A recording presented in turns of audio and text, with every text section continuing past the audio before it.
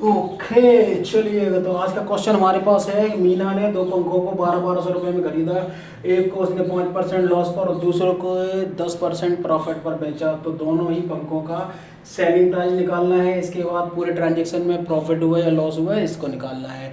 तो यहाँ पर जो हमारे पास सॉल्यूशन दिया गया है वो हमारा फॉर्मूले बेस पे दिया गया है। यानी कि पहले पंखे का एसपी फिर निकाल के यहाँ दूसरे पंखे का फिर टोटल करके ये पूरा सॉल्व कर दिया, ठीक है। लेकिन अभी क्या करते हैं, हम इसको थोड़ा शॉर्ट ट्रिक से करने की कोशिश करते हैं। तो इसको हम पूरे सॉल्यूशन को ख़त्म कर देते हैं, इसको मिटा देते हैं और देखते हैं इसको हम थोड़ा शॉर्ट में कैसे कर सकते हैं। तो सबसे पहले तो हमें पता है कि दोनों ही पंखों का जो है ना 1200 रुपये एसपी दिए गए हैं। सीपी दिए गए, सीपी फर्स्ट और सीपी सेकंड। इसके बाद क्या है, पहले पर लॉस हो रहा है 5% का और दूसरे पर प्रॉफिट हो रहा है 10% का।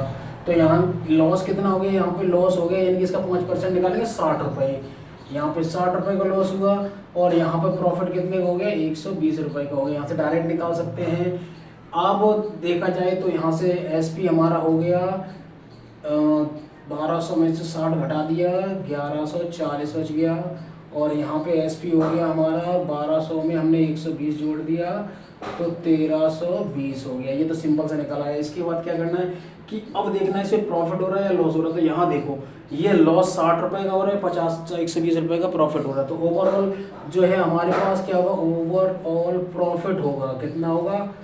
तो क्या करेंगे 120 में से 60 घटा देंगे तो 60 रुपये का हमें